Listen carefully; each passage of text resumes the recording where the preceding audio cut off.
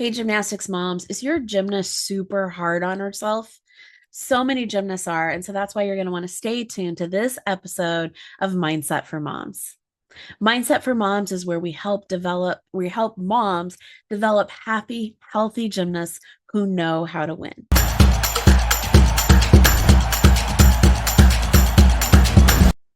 Hi, I'm Coach Stacy, and today we are talking about the last pillar of building self-confidence. Go back and listen to the rest. They're all super important, but the idea is that you want to build in your gymnast the idea that she can handle anything that happens during meet season.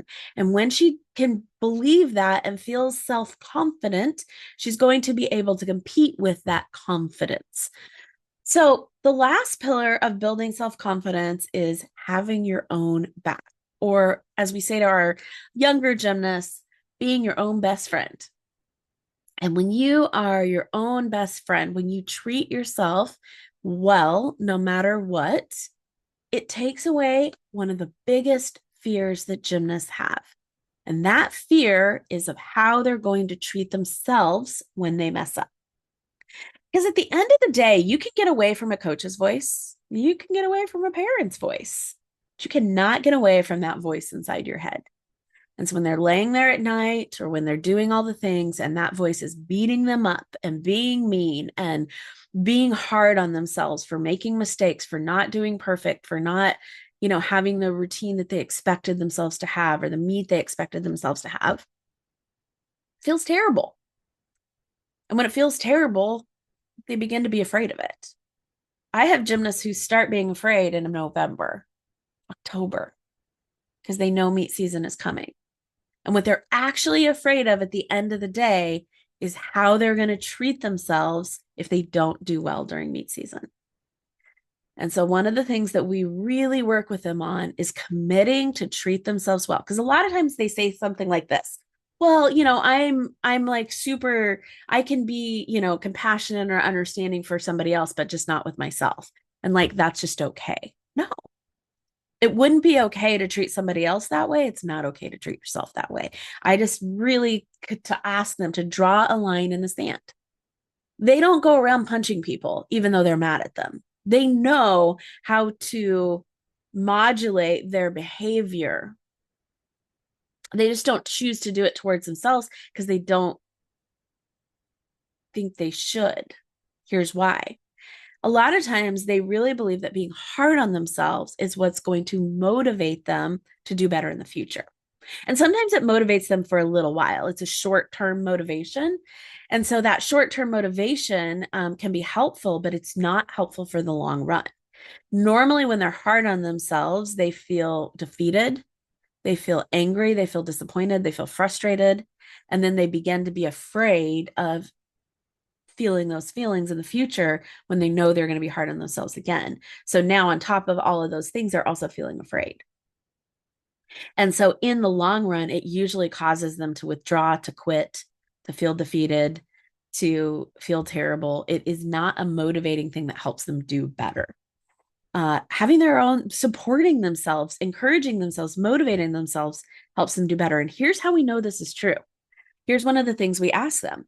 If your teammate or your own best friend did that same mistake, had that same fall, messed up in that same way, and she comes over to you after the routine, what would you tell her?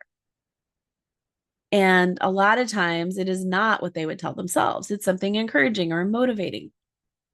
You'll get it next time. I know that you had that. I know it's so frustrating when you couldn't do that, but you're a great gymnast. You'll get this, something encouraging or motivating.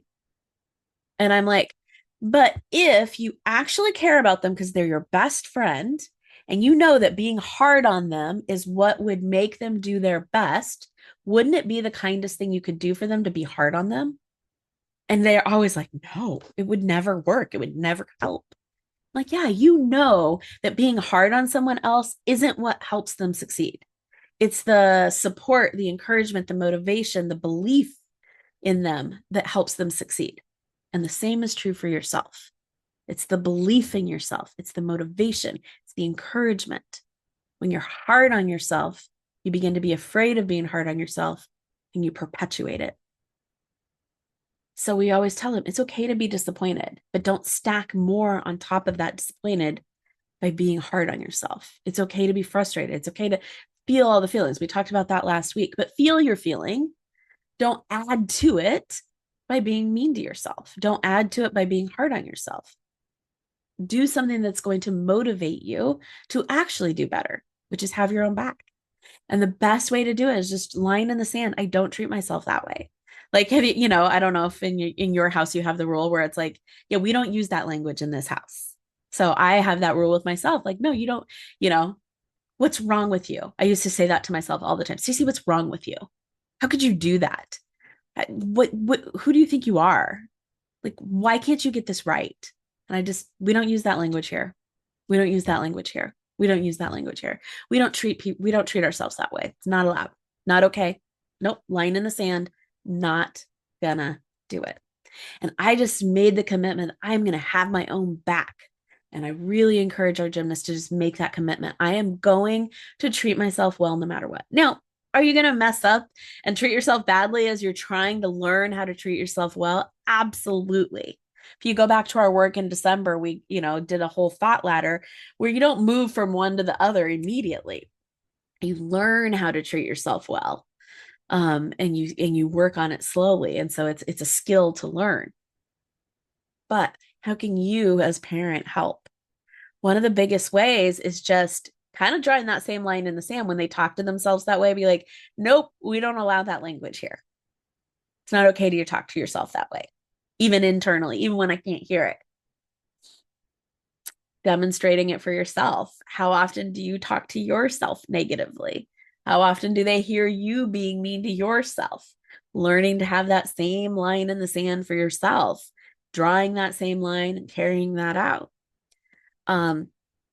Knowing that being hard on them is, and when I'm saying hard on them, it's not that you can't have like expectations. It's not that you can't have standards. It's not that you can't say like, this is what I expect of you. But know that people aren't perfect. Kids aren't perfect. We're all going to mess up. And when we mess up, how do we restore ourselves instead of push ourselves down further? So for you, like when they mess up, even like when they have a bad attitude, or, when they like get mad because their score was bad, or, when they kind of don't behave the way that you want them to behave, how can you help restore them in a way that says this is the standard without like being hard on them for it? Being hard on them is more like, what's wrong with you? Why do you do that? I can't believe you did that. That was so embarrassing, those kinds of things. And it's okay that we feel that way too. And it's okay that we're hard on them. We're going to make mistakes. We all do. It's fine. But just as we notice it, being like, oh, I'm so sorry I was hard on you there. I know that you are trying, and I know this is difficult. Or maybe you're not trying. And I know that sometimes we don't feel like trying. Like the idea that we're going to be at 100% all the time is not realistic, especially as women. Like our cycle, hello, there's a lot of time in our cycle where our hormones are affecting us in different ways. We're going to have different amounts of energy to show up differently.